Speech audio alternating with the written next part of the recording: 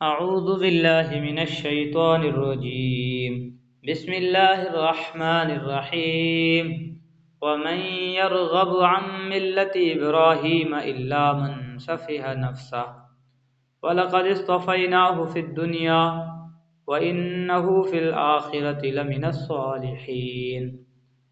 اور کون ہے جو ابراہیم کے طریقے سے انحراف کرے سوائے اس شخص کے جو خود اپنے آپ کو حماقت میں مبتلا کر چکا ہو۔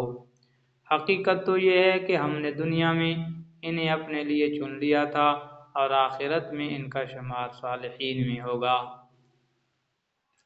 اذ قال له ربه اسلم قال اسلمت لرب العالمین، جب ان کے پروردگار نے ان سے کہا کہ سر تسلیم خم کر دو تو وہ فوراً بولے میں نے رب العالمین کے ہر حکم کے آگے سر جھکا دیا۔ یہاں سر تسلیم خم کرنے کے لیے قرآن کریم نے اسلام کا لفظ استعمال فرمایا ہے، جس کی لفظی معنی سر جھکانے اور کسی کے مکمل تابع فرمان ہو جانے کے ہیں۔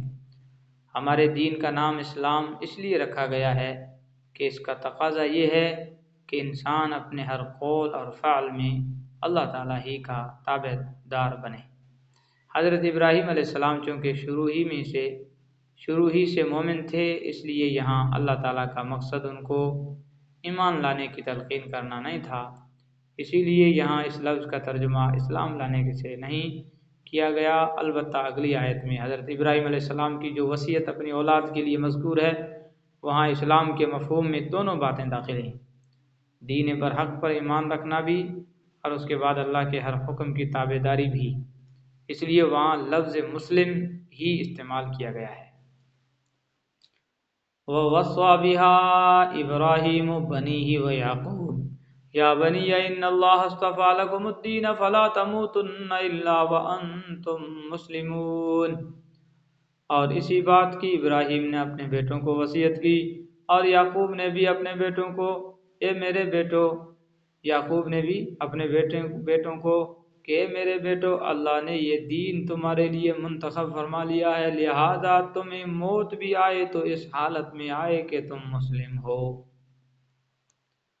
ام کنتم شہداء اذ حضر یعقوب الموت اذ قال لبنیہ ما تعبدون من بعدی قالوا نعبد الہک و الہ آبائک ابراہیم و اسماعیل و اسحاق الہا واحدا ونحن له مسلمون۔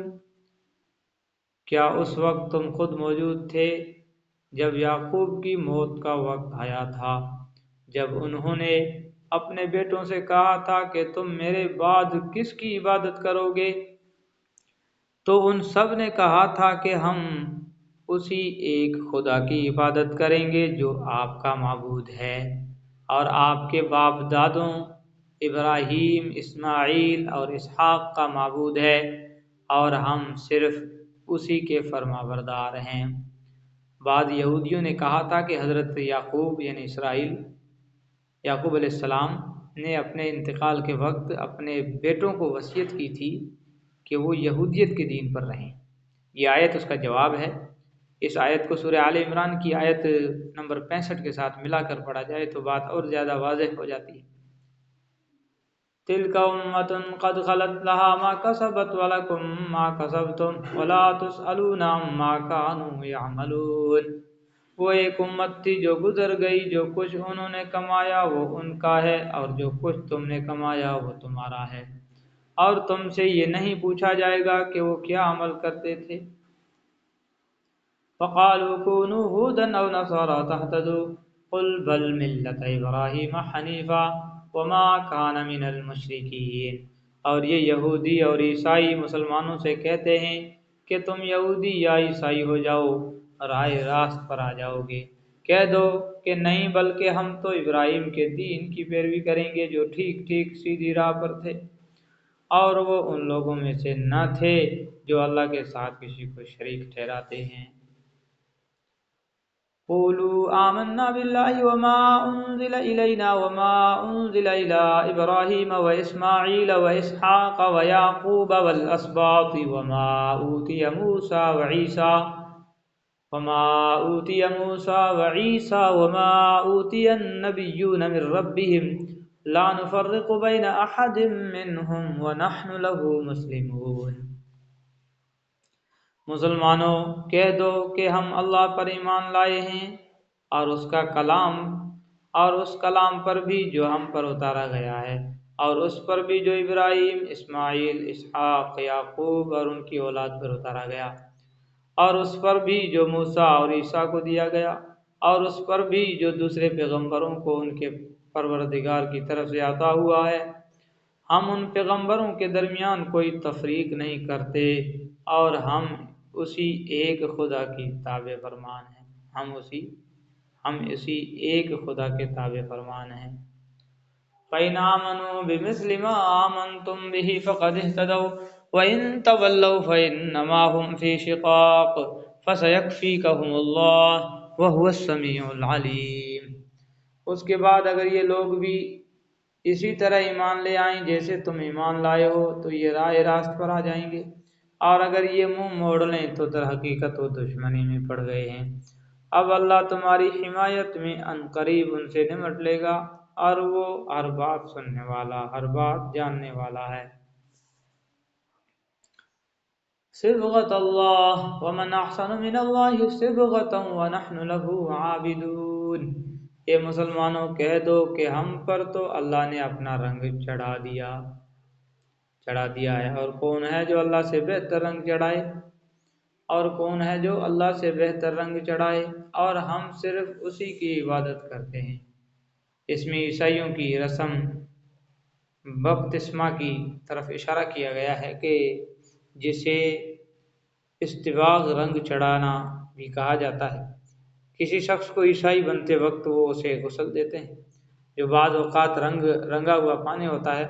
ان کے خیال میں اس طرح اس پر عیسائی مذہب کا رنگ چڑھ جاتا ہے۔ یہ بپتسمہ پیدا ہونے والے بچوں کو بھی دیا جاتا ہے، کیونکہ ان کے عقیدے کے مطابق ہر بچہ ماں کے پیٹ سے گنہگار پیدا ہوتا ہے، اور جب تک وہ بپتسمہ نہ لے گا گنہگار رہتا ہے، اور یسوع مسیح کے کفارے کا حقدار نہیں ہوتا۔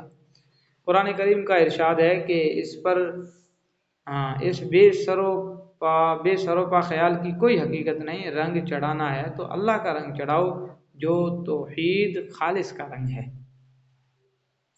قُلْ لَتُحَاجُّونَنَا فِي اللَّهِ وَهُوَ رَبُّنَا وَرَبُّكُمْ وَلَنَا أَعْمَالُنَا وَلَكُمْ أَعْمَالُكُمْ وَنَحْنُ لَهُ مُخْلِصُونَ۔ کہہ دو کہ کیا تم ہم سے اللہ کے بارے میں حجت کرتے ہو، حالانکہ وہ ہمارا بھی پروردگار ہے اور تمہارا بھی پروردگار ہے۔ حالانکہ وہ ہمارا بھی پروردگار ہے اور تمہارا بھی پروردگار۔ یہ اور بات ہے کہ ہمارے اعمال ہمارے لیے ہیں اور تمہارے عمل تمہارے لیے، اور ہم نے تو اپنی بندگی اسی کے لیے خاص کر لی ہے۔ ام تقولون ان ابراہیم واسماعیل واسحاق ویعقوب والاسباط كانوا هودا او نصارا قل أأنتم أعلم أم الله ومن أظلم ممن كتم شهادة عنده من الله وما الله بغافل عما تعملون۔ بھلا کیا تم یہ کہتے ہو کہ ابراہیم، اسماعیل، اسحاق، یعقوب اور ان کی اولادیں یہودی یا نصرانی تھی؟ مسلمانوں ان سے کہو کیا تم زیادہ جانتے ہو یا اللہ؟ اور اس شخص سے بڑا ظالم کون ہوگا جو ایسی شہادت کو چھپائے، جو ایسی گواہی کو چھپائے جو اس کے پاس اللہ کی طرف سے پہنچی ہو، اور جو کچھ تم کرتے ہو اللہ اس سے بے خبر نہیں ہے۔ یہ حقیقت دراصل ان کو بھی معلوم ہے کہ یہ تمام انبیاء کرام توحید خالص کا درس دیتے رہے ہیں، اور ان بے بنیاد عقیدوں سے انبیاء کرام کا کوئی تعلق نہیں ہے۔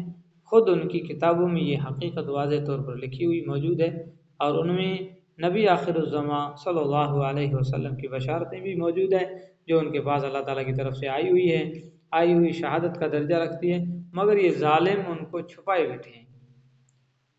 تلک امۃ قد خلت لها ما کسبت ولکم ما کسبتم ولا تسألون عما كانوا يعملون۔